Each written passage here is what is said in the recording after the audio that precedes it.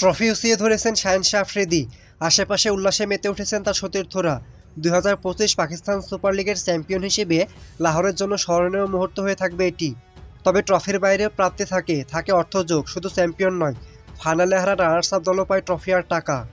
এছাড়া টুর্নামেন্ট সেরা, ফাইনাল সেরা, সেরা ব্যাটসম্যান, সেরা বোলার, সেরা ফিল্ডার সহ আরও নানা পুরস্কার তো থাকেই। গত রাতে পিএসএল এর 10ম আসর শেষেও এমন নানা পুরস্কারে ভূষিত হয়েছেন অনেকেই পিএসএল অর্থ করি।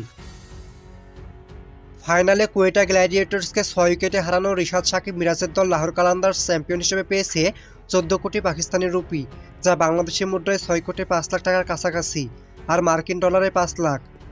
রানার্স আপ হওয়া কোয়েটা গ্ল্যাডিয়েটর্স পেয়েছে 2 লাখ মার্কিন ডলার বা 5 কোটি 60 লাখ পাকিস্তানি রুপি, বাংলাদেশি মুদ্রায় যা 2 কোটি 41 লাখ টাকার বেশি। এবারের পিএসএল এর টুর্নামেন্ট সেরা খেলোয়াড় হয়েছেন হাসান নেওয়াজ। কোয়েটায় খেলায় এই ডানহাতি ব্যাটসম্যান রান করেছেন 399। টুর্নামেন্ট সেরা হিসেবে পেয়েছেন 30 লাখ পাকিস্তানি রুপি। এর পাশাপাশি আরেকটি পুরস্কারও পেয়েছেন নেওয়াজ, একটি বিদ্যুৎ চালিত গাড়ি BYD সিল। টুর্নামেন্টের সেরা ব্যাটসম্যানের পুরস্কার হিসেবে 35 লাখ পাকিস্তানি রুপি পেয়েছেন হাসান নেওয়াজ। এছাড়া 35 লাখ রুপি করে অর্থ পুরস্কার পেয়েছেন শাহিন আফ্রিদি সেরা বোলার, আব্দুস সামাদ সেরা ফিল্ডার, সিকান্দার রাজা সেরা অলরাউন্ডার, মোহাম্মদ হারিস সেরা উইকেটকিপার এবং মোহাম্মদ নাইম সেরা উদীয়মান ক্রিকেটার।